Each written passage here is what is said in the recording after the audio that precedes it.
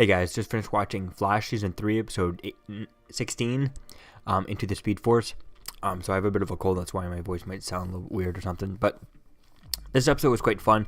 It was cool seeing everyone in the Speed Force and stuff, although I was kind of disappointed when we saw that, that we seeing Rodney, that Rob Amell was only returning for the Speed Force type thing, and he wasn't actually there type thing.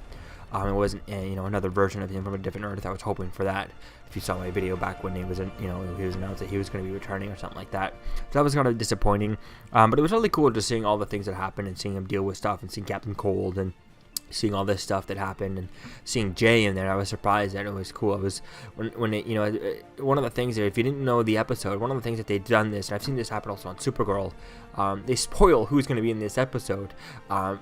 On the credit card, special guests, Rob Amell, Rick Cosner and stuff like that, and John Wesley Shipp, it was all spoiled on there. I knew they were going to be in this episode.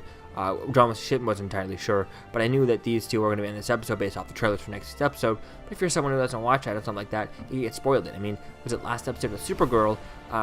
It spoiled at the beginning of the episode. It said that what's her face, Lois and Clark, Terry Hatcher, special guest, and she was like the only in for like the last big reveal at the end of the episode. So it was like, spoiler alert. There you go. I mean, just keep it out of the special guest title on there. They don't put it on there.